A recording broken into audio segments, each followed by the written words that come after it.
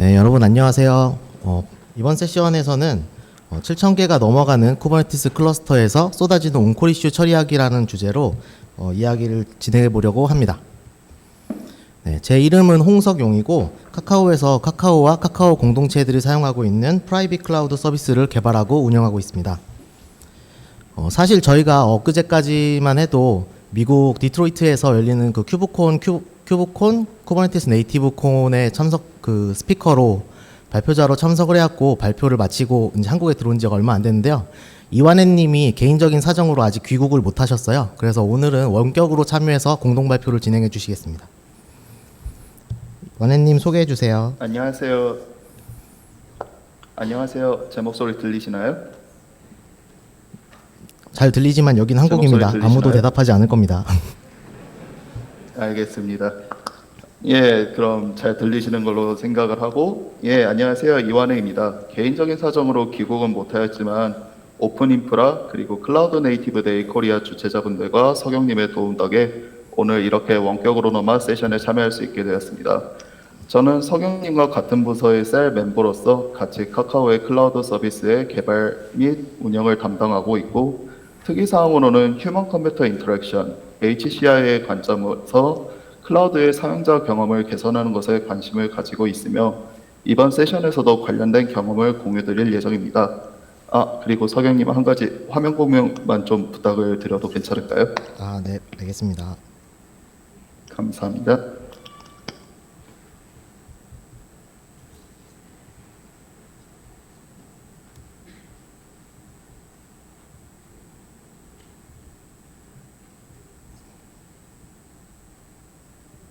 네, 잘 보시나요? 예, 잘 보입니다. 네. 역시 이제 한국인의 이제 특성스럽게 수줍음이 많으신 것 같아서 어떤 발표도의 집중도와 흥미를 끌어올리기 위해서 저희가 그 카카오 부스에서 준비한 상품을 먼저 보여드리고 시작을 하도록 하겠습니다. 역시 반응이 바로 좋아지시는데요. 네. 저희가 이제 발표에서 말씀드리는 내용 중에 퀴즈를 한 가지 낼 건데 그 퀴즈를 발표가 끝나고 맞춰주시는 분에게 선착순으로 선물을 증정하도록 하겠습니다. 제가 이제 큐브콘으로 발표자로 참석하고 나서 이제 느낀 점은 한국 개발자나 엔지니어도 이제 글로벌 수준으로 가도 결코 뒤지지 않는 실력을 다 가지고 있다. 그래서 여기 앉아 계신 분들도 아마 큐브콘 나가셔도 다 뭐 이렇게 실력 격차가 크게 많이 나진 않는구나라는 점을 느끼실 수 있을 거라고 생각을 들었고요. 그리고 두 번째는 이제 쿠버네티스가 꽤 성숙한 프로젝트이기 때문에 이제는 뭐 어떤 쿠버네티스의 새로운 피처나 막 이런 거에 관심을 갖는다기보다 쿠버네티스의 운영에 대한 고민을 많이 갖고 계시는구나. 그다음에 또 운영을 하기 위해서 필요한 디테일들을 챙겨주는 어떤 에코 시스템들에 대한 프로젝트들이 많이 활성화되고 있구나. 뭐 이런 점들을 느꼈고요. 그리고 이제 마지막으로 느꼈던 점은 동서양을 막론하고 개발자들은 컨퍼런스에서 앞자리가 남아도 앉지 않고 뒤에 서서 듣는 거라는 걸 느꼈습니다. 지금도 보면 이제 앞자리는 비어 있고 뒤에 다 서서 듣고 계시죠? 혹시 서서 들으시는 분들 중에 다리가 아프시면 앞으로 오셔서 저기 자리가 많이 비어 있거든요. 와서서 편하게 들으시는 방법도 추천드립니다. 네. 여러분들은 이제 다 뭐 아시다시피 카카오는 모바일 라이프 플랫폼 회사입니다. 그래서 뭐 카카오 모빌리티, 페이, 엔터테인먼트, 커머스 등 다양한 서비스들을 하고 있는데요. 이들의 공통점들은 모두 서버를 필요로 하는 인터넷 서비스라는 점입니다. 네, 쿠버네티스 클러스터의 숫자에서 짐작하셨겠지만 카카오의 거의 모든 서비스는 쿠버네티스 기반으로 동작하고 있습니다. 저희는 2018년도부터 메소스 마라톤에서 쿠버네티스로 이전을 시작해서 현재는 카카오의 99%의 서비스가 쿠버네티스 기반으로 동작하고 있습니다. 쿠버네티스를 사용하기로 결정했을 때 사내 개발자들한테 쿠버네티스를 제공하는 방법들에 대한 많은 고민들을 했습니다. 가장 큰 고려사항은 쿠버네티스를 도입했을 시 사내에 쿠버네티스 도입했을 시 하나의 큰 클러스터를 만들어 놓고 테넌트를 네임스페이스별로 쪼개서 제공을 할지 아니면 개별 조직이나 서비스별로 별도의 클러스터를 제공할지에 대한 고민이었습니다.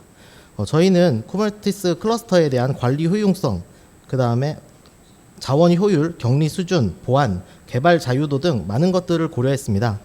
결론적으로 저희는 사이즈가 작은 쿠버네티스 클러스터를 개별로 제공하기로 조직이나 서비스별로 개별로 제공하기로 결정을 했습니다. 왜냐하면 격리와 보안 보장은 컴플라이언스를 위한 필수 요구 사항이었기 때문입니다. 또한 카카오의 문화는 어떤 새로운 플랫폼이 사내에서 개발되었다고 해서 모든 개발자들이 필수적으로 사용해야 하는 것이 아니라 좋으면 사용하고 마음에 들지 않으면 사용하지 않는 그런 자유로운 문화를 가지고 있습니다.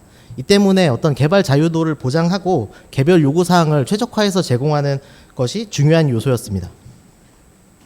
그래서 저희는 사내 개발자들한테 쿠버네티스 클러스터를 개별로 제공하기로 했으니까 이거를 다 수동으로 제공할 수는 없고 자동화된 방식으로 쿠버네티스 클러스터를 제공하기 위해서 자체의 프라이빗 쿠버네티스 서비스를 개발했습니다.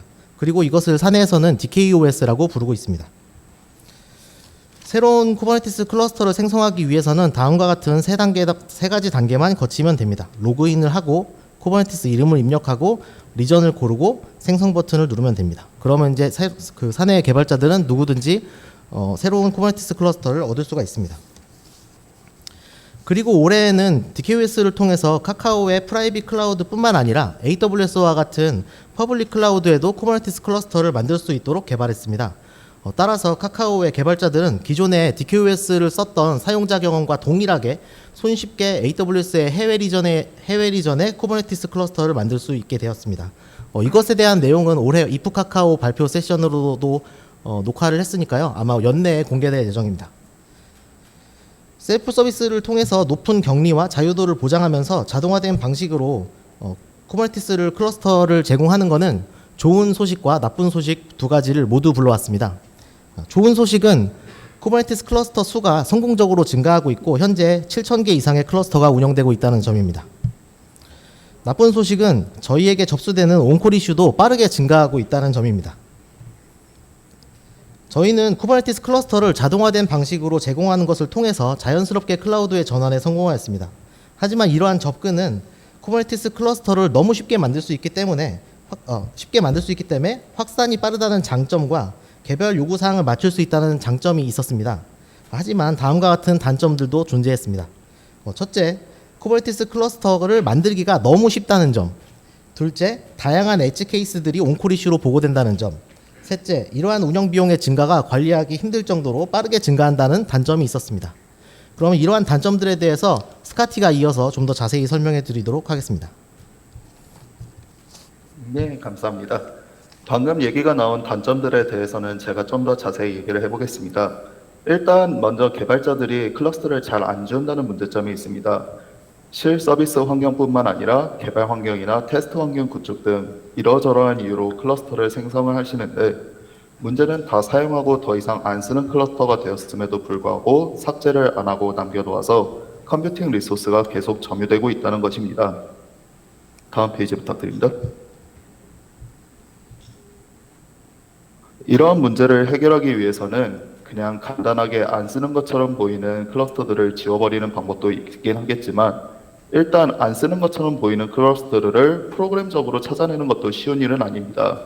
만약에 일평균 CPU 사용량이 10% 미만인 클러스터를 지웠다고 하면 네트워크 대역폭은 왕창 쓰지만 CPU 사용량은 거의 안 쓰는 CDN과 같은 서비스가 의도치 않게 삭제될 수 있고 만약에 파드 개수가 10개 미만인 클러스터를 지웠다고 하면 배치를 처리하느라 잠깐 팟 개수가 적어졌을 뿐인 프로덕션 클러스터를 의도치 않게 지워버려서 배치 잡이 돌아가지 않게 될 수도 있습니다. 여기서 말하고 싶은 핵심은 모든 측정 기준에 대해서는 항상 예외 사항이 있다는 것이고 단일 기준이 아닌 여러 기준들을 토대로 이 클러스터가 사용 중인지 여부를 복합적으로 판단해야 된다는 것입니다. 다음 페이지 부탁드립니다. 예. 그 다음 문제로는 온콜 문의가 너무 자주 들어온다는 것입니다. 워킹데이 기준으로 일평균 거의 10건 이상의 문의가 들어오고 있고 오른쪽에 이러한 문의의 한 가지 예시를 첨부해 보았는데요. 작아서 잘 안 보이시겠지만 요약해서 말씀드려보면 새벽 5시에 파드가 재시작되었다고 알림이 왔는데 이거 왜 그러는지 모르겠다라는 내용입니다. 이 문의의 원인은 단순한 프로그램 버그부터 시작해서 리눅스 커널 이슈까지 매우 다양하게 존재할 수 있는데 일단 저희는 이 애플리케이션 자체를 처음 보는 입장이다 보니까 이런 간단한 문의조차도 매번 처음부터 다 살펴봐야만 한다는 문제가 있습니다. 다음 페이지 부탁드립니다. 예. 이러한 온콜 문의들이 반년 정도 쌓이다 보니 1000건 이상의 문의가 수집되었고 저희는 이 데이터들에 대해서 그라운드 티어리를 바탕으로 오픈 코딩, 엑시얼 코딩, 셀렉티브 코딩 과정을 이터레이티브하게 진행을 해보았고 다음 페이지 부탁드립니다.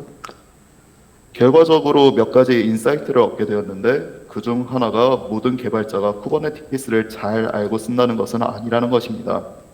예시를 들면 컨테이너 이미지를 사용할 때 레이티스트 태그를 사용해서 각 노드별로 다른 버전의 컨테이너가 돌아가는 이슈를 발견 못하기도 하고 호스트 패스를 호스트 머신의 로컬 디렉터리에 데이터베이스를 저장해두고 버추얼 머신을 초기화해서 중요한 데이터를 날려버리기도 하고 파드 스펙의 리퀘스트 리미트를 설정 안 하고 프로그램을 작동시켜서 아웃 오브 메모리를 발생시키기도 합니다. 하지만 이러한 문제들은 그냥 단순히 이곳에 문제가 존재한다고 누군가 지적만 해준다면 쉽게 해결 가능한 문제라 사실 해결이 어려운 문제는 아닙니다. 다만 클러스터가 7,000개 정도 된다고 하면 이를 일일이 수동으로 할 수는 없기 때문에 저희 상황에서는 문제가 되고 있었습니다. 다음 페이지 부탁드립니다. 마지막 문제는 RRN 이슈가 잊혀진다는 것입니다. 이 다이어그램은 사용자의 문의를 저희가 어떻게 처리하는지에 대해 표현한 것인데 먼저 이슈가 사용자 본인이 알아서 해결 가능한 이슈라면 저희는 이를 Q&A라고 태그를 달고 적절한 공식 문서나 매뉴얼을 보여줘 유저가 스스로 문제를 해결할 수 있도록 도움만 줍니다. 그 다음으로 이슈가 쿼터 증설, 공인 IP 부여와 같은 관리자만 수행이 가능한 작업일 경우 서비스 리퀘스트라고 태그를 달고 저희는 어프로브만 수행을 하면 나머지는 자동화가 이미 되어 있습니다. 마지막으로 이슈가 만약 알려진 이슈일 경우 저희는 이를 인시던트라고 표기하고 만약 알려지지 않은 이슈일 경우 프로블럼이라고 정의를 합니다. 프로블럼에 대해서는 여러 고생 끝에 이슈의 원인과 해결 방법을 알아내면 적절한 문서와 작업과 온콜 멤버 간 공유를 통해서 저희는 이를 로운 이슈화합니다. 다만 문제는 아마 많은 분들이 공감하시겠지만 문서와 작업과 이슈 공유는 절대로 쉬운 작업이 아니고 아무리 문서 정리를 잘 해도 1년 정도 지나면 히스토리를 까먹게 되는 것이 현실이며 저희가 인시던트라고 불렀던 것은 다시 프로블럼이 되어버립니다. 저희는 이미 챗봇과 여러 모니터링 툴들을 운영하고 있지만 이들로는 저희의 문제들을 해결하기는 매우 어렵습니다. 다음 페이지 부탁드립니다. 예. 클러스터 삭제를 위한 여러 요소를 판별하기 위해 또 저희들의 개입 없이 사용자들이 클러스터상 문제를 파악할 수 있게 하기 위해 또 저희의 시간 낭비 없이 노은 이슈들을 알아서 찾아내기 위해 저희가 필요했던 것은 디텍션 에서 코드로 코드를 통해 탐지하는 방법을 정의하고 자동화된 탐지를 수행하는 것이었습니다. 그래서 저희는 디텍이라는 툴을 만들게 되었습니다. 확장 가능한 프로블럼 디텍팅이 가능한 커맨드 라인 툴로 쿠버네티스의 안정적인 운영과 빠른 이슈 원인 파악을 위해 고 언어를 통해 만들어졌습니다. 현재 이 툴은 오픈소스로 공개되어 있으며 퍼블릭 깃허브에 카카오 오버니제이션을 확인해 보시면 언제든지 사용하실 수 있습니다. 지금부터는 실제 저희가 사내에서는 어떻게 이를 사용 중인지 데모 영상을 하나 보여드릴 것인데요. 다만 현재 보이는 웹페이지와 서버 자체는 오픈소스와 대상에 포함되어 있지 않으니 미리 참고 부탁드립니다. 그래서 다음과 같이 디텍을 먼저 웹사이트에 들어가 보면 제가 접근 가능한 클러스터가 리스트가 나오게 되고 지금과 같은 경우에는 스카티스컷이라는 이름의 클러스터를 한번 타겟으로 통해서 신규 검사 요청을 넣어봤습니다. 그 검사 결과를 확인해 보시면은 다음과 같이 fatal, error, warning 그리고 26개 더보기로 노멀인 것들이 표시가 되게 되는데 총 33개의 디텍터라는 컴포넌트에서 생성된 33개의 리포트들입니다. 그래서 첫 번째 리포트를 한번 보시면은 어떤 서비스는 현재 사용 가능한 팟이 없어가지고 제대로 작동 중이지 않다는 것을 알려주고 있으며 또 어떤 팟은 매우 재시작이 많이 되었으며 각각의 팟이 몇 번 재시작되었는지 예를 들면 첫 번째 팟 같은 경우에는 12,000번 재시작되었다는 걸 보여주고 또 마지막으로 TLS 시크릿, 그러니까 TLS 인증서가 언제 만료가 되는지와 같이 현재 같은 경우에는 53일 전에 이미 완료된 인증서가 클러스터에 존재한다. 이러한 정보들을 버튼 한 번 클릭으로 쉽게 알아낼 수가 있습니다.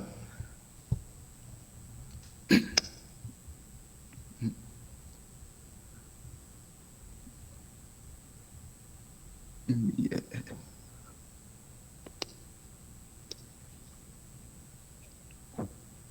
이 화면 맞나요? 디텍은 매우 단순한 계속 진행하겠습니다. 디텍은 매우 단순한 내부 구조를 가지고 있습니다. 쿠버네티스, 프로메테우스, 오픈스택과 같이 디텍이 접근 가능한 여러 소스들로부터 콜렉터라고 불리는 컴포넌트들이 pod manifest, deployment manifest, prometheus matrix, nova instance status와 같은 정보들을 수집해오고 이를 메모리상에 저장합니다. 다음 페이지로 부탁드립니다. 그리고 디텍터라고 불리는 컴포넌트들이 메모리상에 저장된 정보를 불러와 TLS 인증서가 만료되었다든지 어떤 팟이 1만 번 이상 재시작되었다든지 일부 인스턴스가 죽어있는 상태라든지와 같은 정보들을 찾아냅니다. 이렇게 찾아진 결과들은 추가적인 자동화를 위해 JSON이나 야물 등의 형태로 출력되기도 하고 HTML과 같이 사람들이 보기 편한 웹의 형태로 만들어주기도 합니다. 여기서 핵심은 컬렉터와 디텍터는 확장 가능한 컴포넌트이며 현재 쿠버네티스를 운영 중인 상황에 맞게 룰을 적당히 추가하거나 제거하는 방식으로 사용이 가능합니다. 그래서 오늘 데모로는 간단한 디텍터를 추가를 해보려고 하는데요. 만약에 온프레미스 환경에서 쿠버네티스를 운영을 하시는데 팟이 수만 개 이상 생성되면 컨트롤 플레인 쪽 노드들이 메모리를 다 써버려서 OOM이 발생하는 상황이라 가정을 해봅시다. 여기서 디텍은 클러스터의 팟 개수가 1만 개가 넘어가면 경고를 내게 하는 방식으로 사용이 가능한데 지금부터 too many pod이라는 이름의 디텍터 컴포넌트를 하나 만들어 보려고 합니다.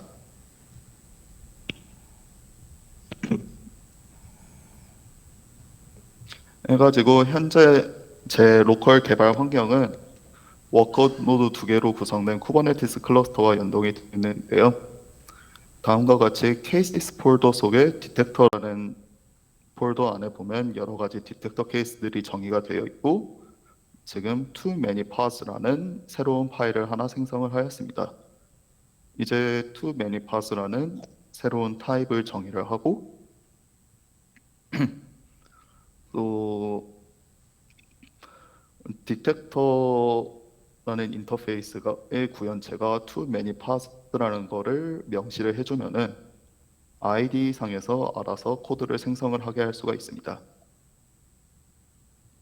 디텍터 같은 경우는 get, meta, 두 가지 메소드로 구성이 되어 있는데요. get, meta는 이름 그대로 메타데이터를 반환만 하는 메소드이고 do는 실제 검사를 수행하고 검사 결과를 반환을 하는 메소드입니다. 그래서 too many pods라는 아이디를 가진 이 디텍터는 10만 개 이상의 파드가 클러스터에 추가적인 자동화 작업과 연동을 하기 위해서 레이블을 달아주고 있습니다.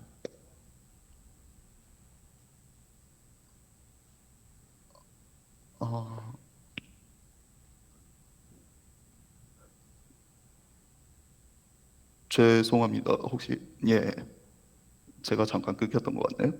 그래서 다음과 같이 디텍터는 컬렉터로부터 데이터를 직접적으로 가져오게 되는데 지금과 같이 get 메타 수준에서 어떤 컬렉터가 수집한 데이터를 가져올 건지를 미리 명시를 하고 만약에 여기서 문제가 발생을 하게 된다면 이 디텍터는 워닝을 발생을 시킬 것이며 그와 함께 사용자에게는 다음과 같은 설명이 나가게 됩니다.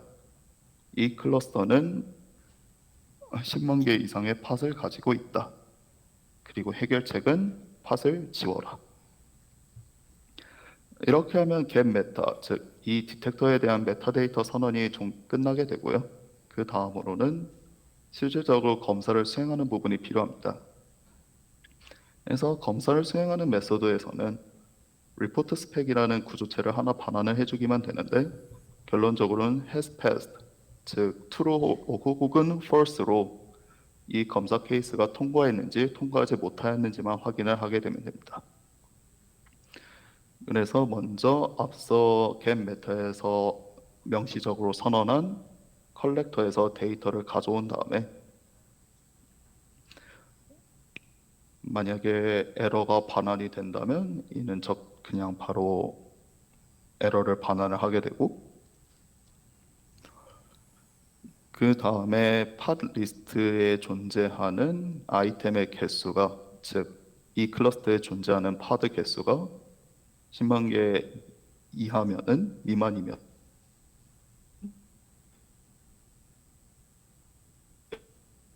전부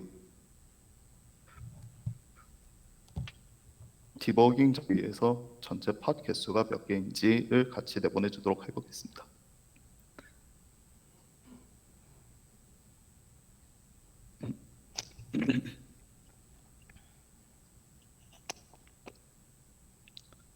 예.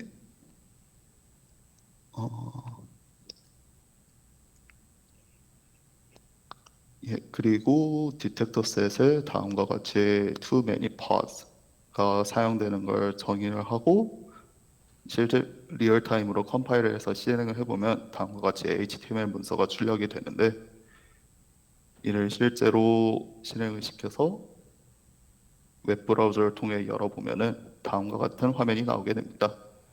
다음과 같이 맨 밑에는 방금 전에 정의한 too many pods라는 디텍터가 새롭게 정의가 되었고 이 디텍터는 총 56개의 팟을 발견하여서 조건에 통과하지 못해 문제가 없는 것으로 판단이 되었습니다. 예, 다시 슬라이드로.